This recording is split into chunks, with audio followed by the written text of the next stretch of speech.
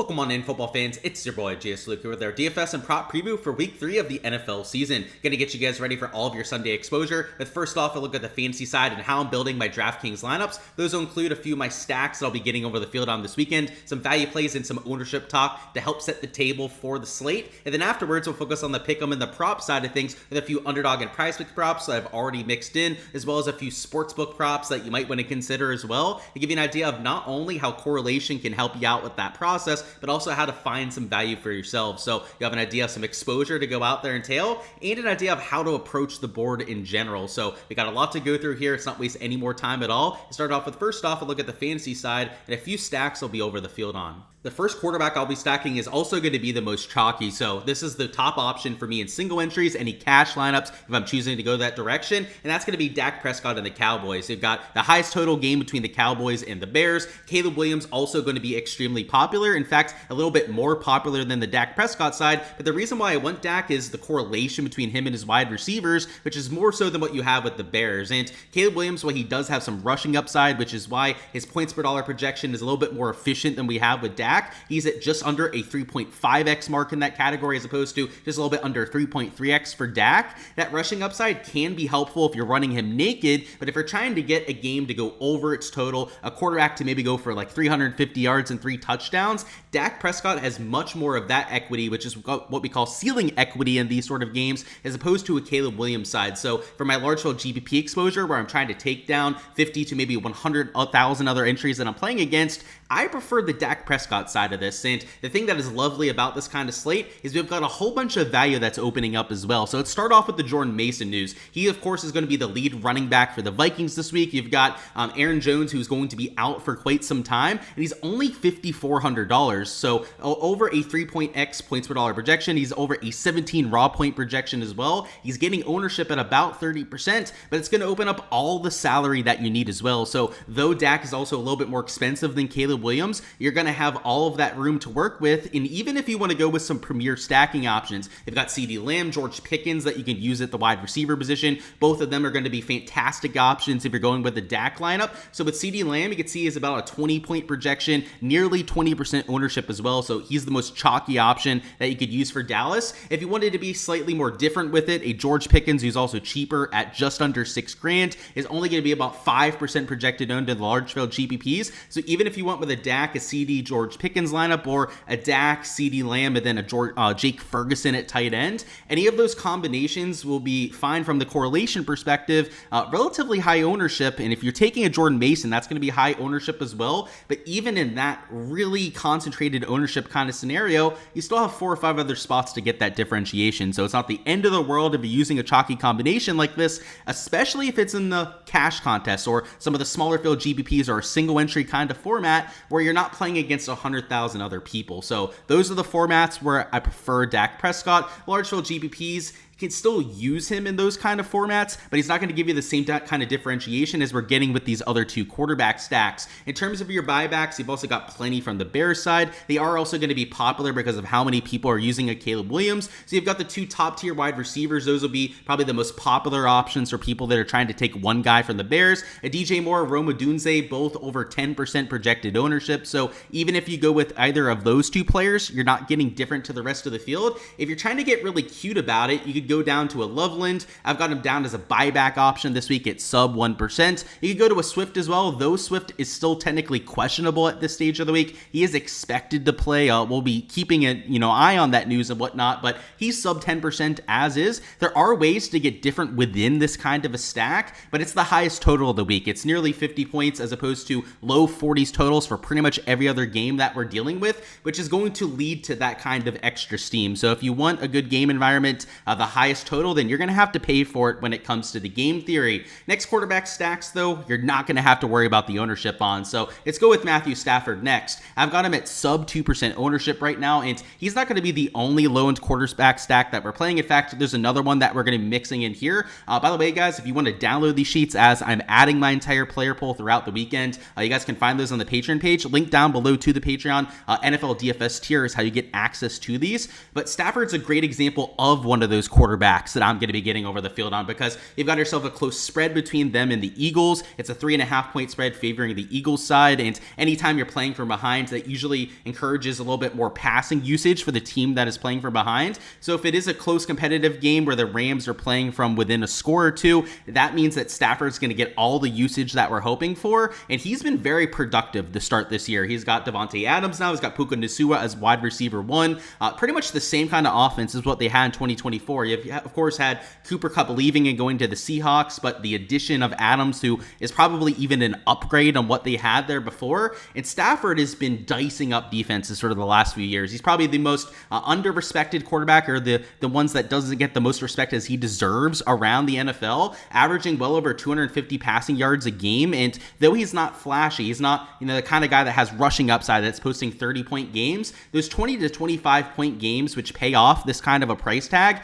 he does a lot more often than his peers. And you can see the median projection isn't great on a Stafford, a little bit over 15.5 points, under a 3x points per dollar value there. However, he still has the upside to get to a 25-point game, especially if the Rams somehow were to pull off an upset here and post 28 to 35 points against this Eagles defense. That would be massive for this kind of ownership. I mean, sub 2%, sub 5% ownership at quarterback is massive differentiation, especially if you want to use a Jordan Mason at running back. And if you go with a cheaper quarterback stack, especially the case with the last quarterback that we're going to go through here after Stafford, but even at a Stafford at $5,700, let's say you go with him, a Jordan Mason, even with that kind of chalk, you've got a low-owned player here to where you can still even use a Puka Nacua as a stacking option, or even a Barkley as a buyback who's nearly $9,000. So it really opens up a lot of salary. It's not just who you're buying with some of these lower-owned, lower-priced players, but it's what it's getting you elsewhere, and it's giving you leverage, it's giving you more flexibility at that sub-5 ownership mark to take some of the premier plays that you have on this kind of slate. So in terms of stacking options, you got Puka, Davante Adams, as we mentioned before.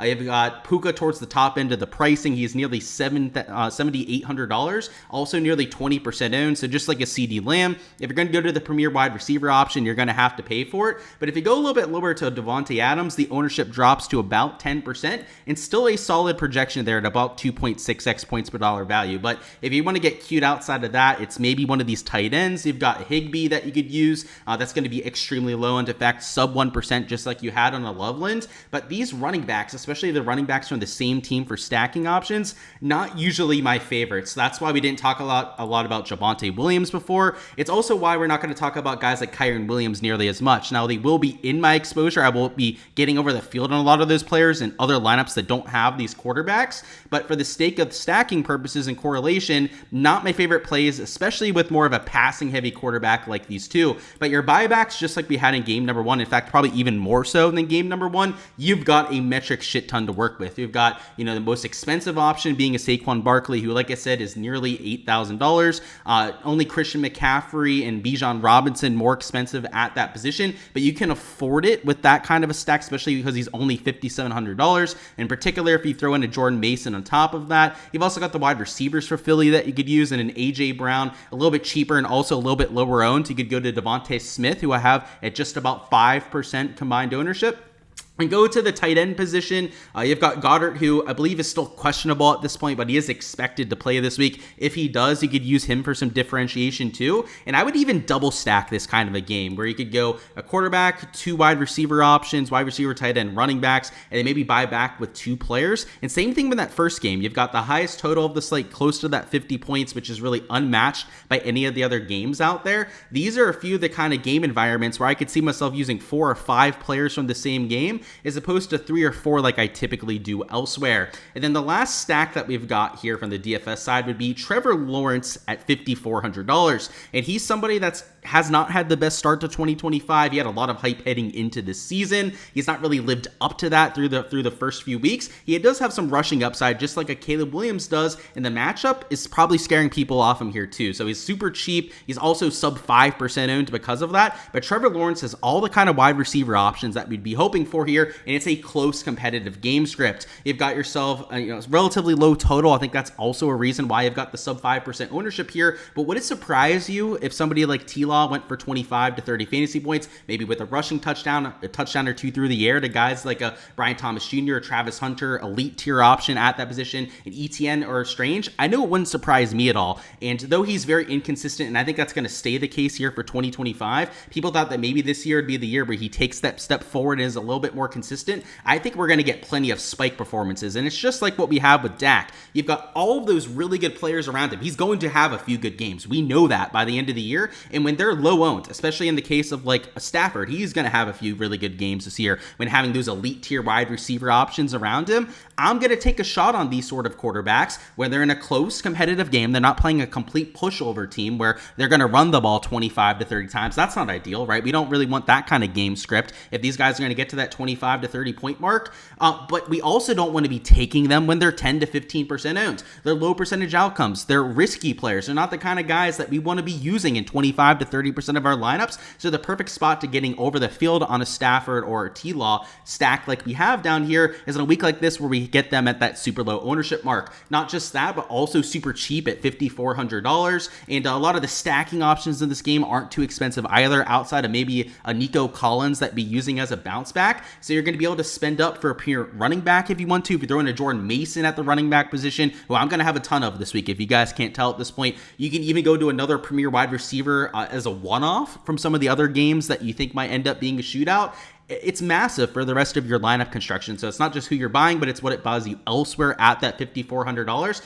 On top of the salary component, these wide receivers are also extremely low owned. You've got a Brian Thomas Jr. at sub 10%, not the best points per dollar projection or anything, hence why he's not getting all that kind of steam. But if he's going to be a third of the ownership of a Jackson Smith and Jigba, that is getting you massive leverage to the rest of the masses. And if you're looking for an even lower owned option than that, a Travis Hunter is only 1.2% in my kind of projections, and a Brendan Strange, if you go to the tight end position, is only 2.3% himself. So all of those kind of players giving you massive differentiation and leverage to the rest of the field to help you spend up for a Jordan Mason, take somebody that's 30% owned, or God forbid, one of the top players at wide receiver or running back, it'll be 15 to 20% too. If you plan on using a lot of those players, you're not only going to have to offset it with your ownership, but also with that salary component. It kind of gives you the best of both worlds when you're taking that sort of lineup, which is what I like about that kind of combination. So those are three examples of quarterbacks that I'll be getting over the field on. Of course, guys, though, these won't be the only quarterbacks or the only players that I have in my player pool. This is just an early look over on a Friday for all of my projections for my entire player pool that we have here for week 3. Make sure to check out my Patreon page down below. There's a link to that. NFL DFS tier is how you get access to these sheets. It's got all my projections as the update here throughout the weekend.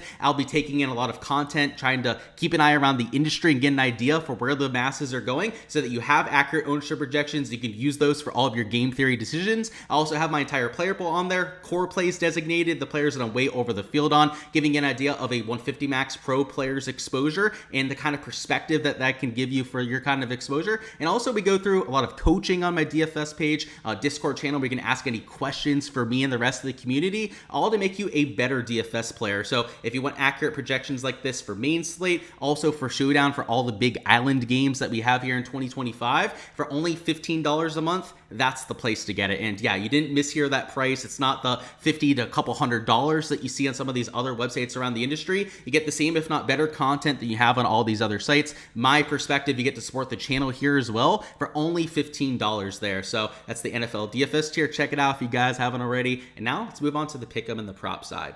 And now for the Pickem and the prop side to give you guys some insight in how to approach this kind of a main slate, as well as a few pieces of exposure that you might want to tail for yourself. And our Thursday night slip did not go our way, 0-2 on those two props. Terrible read on the Ray Davis one, so my bad on that one, guys. But still up over 19.5 units for the year, so can't complain too much, right? Not every single slip's going to go away. I wish they did. That'd be great to be able to go do that for every single slip that we have this season. But let's get back on the horse and see if we can profit here for Sunday. So the first slip we're going to go through is going to be a 2 two-man correlated slip for the Denver versus LA game. So you've got a relatively close spread between these two different teams here, but the Chargers are the better team out of the two. They're the favorite there. They've had some really impressive performances to start 2025, and you've also got a few plus EV leans that we're mixing in here as well. So let's start with the Chargers side, which I think is the more intuitive. So they're the favorites. I'm expecting them to win this game and be playing from ahead for most, if not all, of the game. And Najee Harris saw a massive snap uptick in week number 2. He went from only playing about a handful of snaps in week 1 to over 34% of them in week 2. And I think that's going to increase close to 50% as the year goes on. I'm not expecting him to lose the job or take the job entirely from a Hampton. I think it's going to be a little bit of both for the entire season.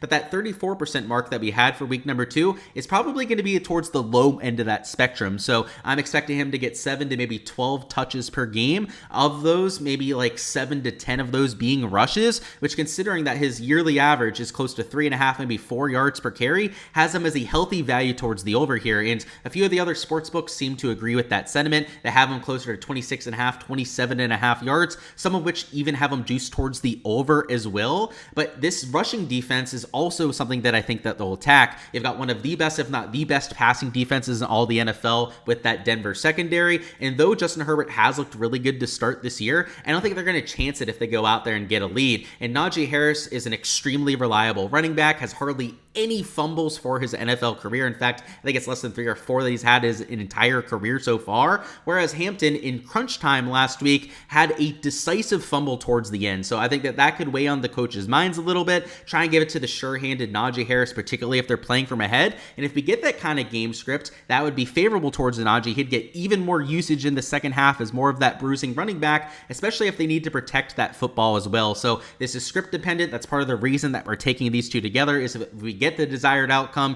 it's really going to help us out here on both of these spots, and a little bit of line value on that too. And then on the other side of this, we got the Bo Nix over at 32.5 passing attempts. He's at 33.5 attempts on a lot of the other sports books out there. Most of them that have him at 32.5, he's at least minus 125 to minus 130 juice towards the over. So some line value in that perspective as well, but he's on a very pass heavy offense. I mean, he's been going over this line routinely over the last season or two. I forget the exact mark than what he had last year, but I think it was 10 for 17, or maybe it was 11 of his 17 games and went over this sort of a number. His baseline is already over this sort of metric, and now they're the underdogs against the Chargers. And this year, the Broncos are going to be favorites in more games than they're not. People are expecting them to have 9, maybe 10 wins on the season, which is a step up from what they had in 2024, partially because of Bo Nix really leading the way in that department. And when they play a tough defense like the Chargers here, he's going to have to throw the ball a lot, even more so than what he's used to. And this Chargers defense, the front seven in general, has been one of the best units to start 2025. So I'm expecting them to be a little bit more susceptible against the pass than against the run,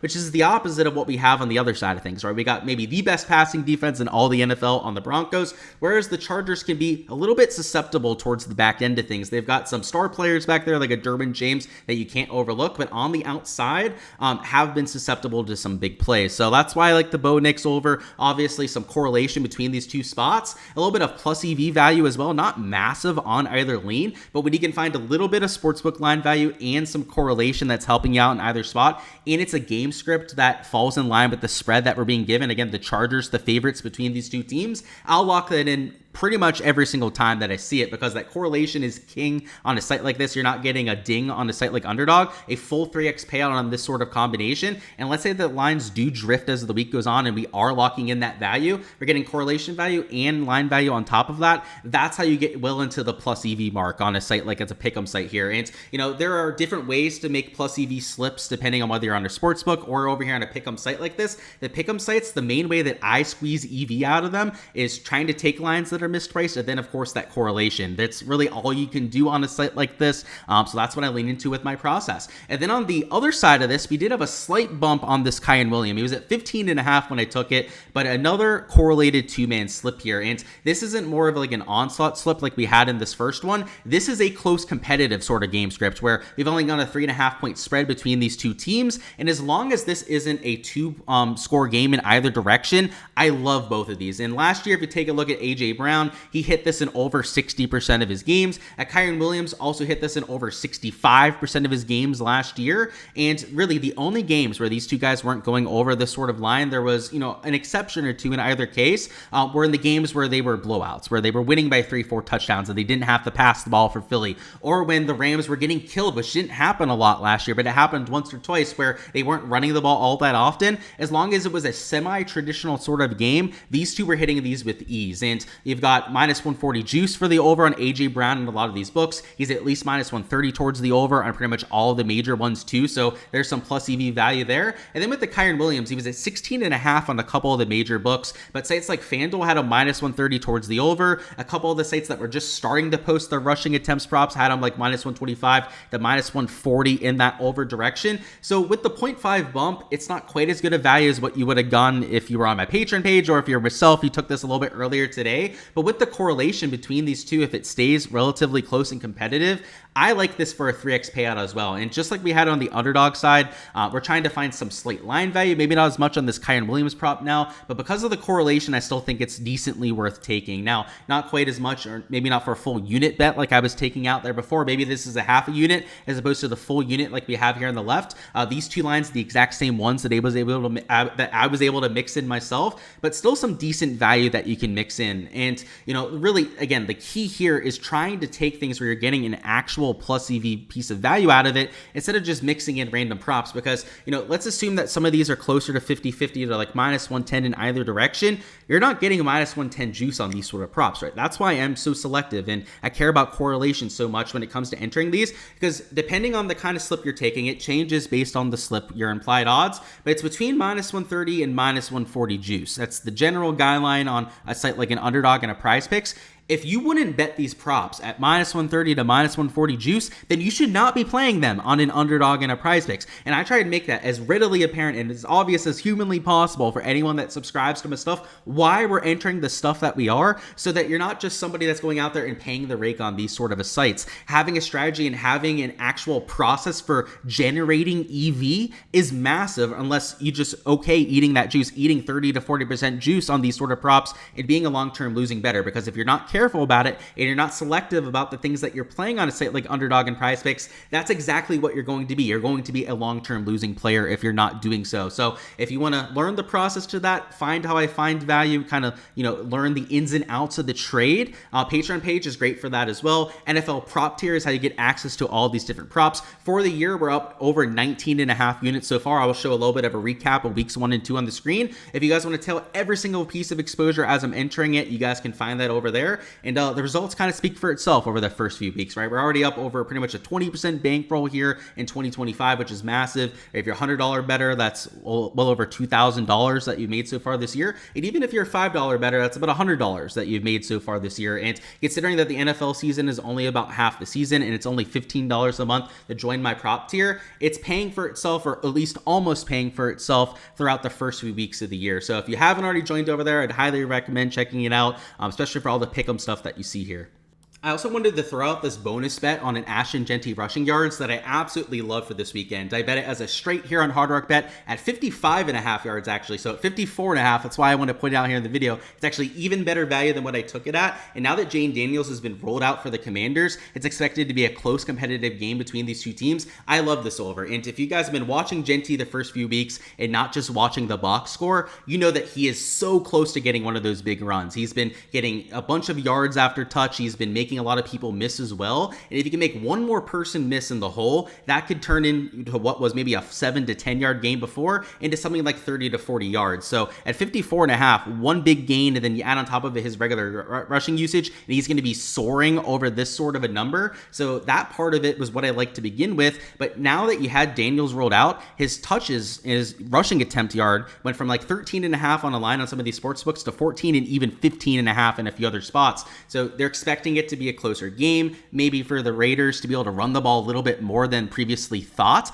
if they're not going against that juggernaut in Daniels. And Jeanty would be a direct beneficiary of that. And what hasn't gone up as we've gone some of that news, well, we have seen the attempt prop go up, is we've not seen the rushing yard prop go up. So that's why I jumped on that as fast as I possibly could. Again, the game script being a little bit better now that Daniels is out of there is a main reason for doing this. And again, if you've been box score watching, you'd say, oh, his yards per carry hasn't been that great. Like, what are you talking about?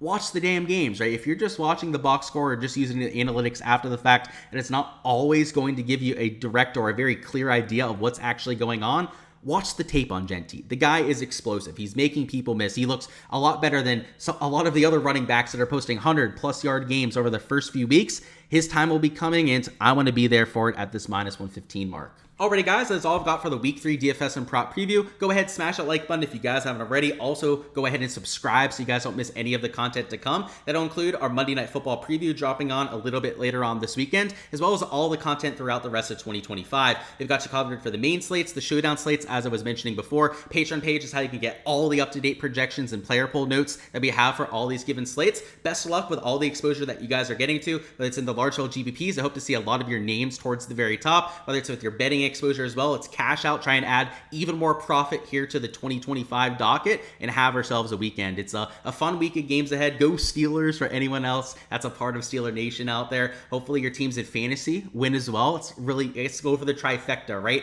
Let's win some money on DFS and props. Let's hopefully our home teams win. That is, unless you're a Patriots fan, then I got to root against you guys this weekend, and let's have some fun in fantasy as well. But until next time, best of luck with everything out there, and I'll see you guys throughout the rest of the season.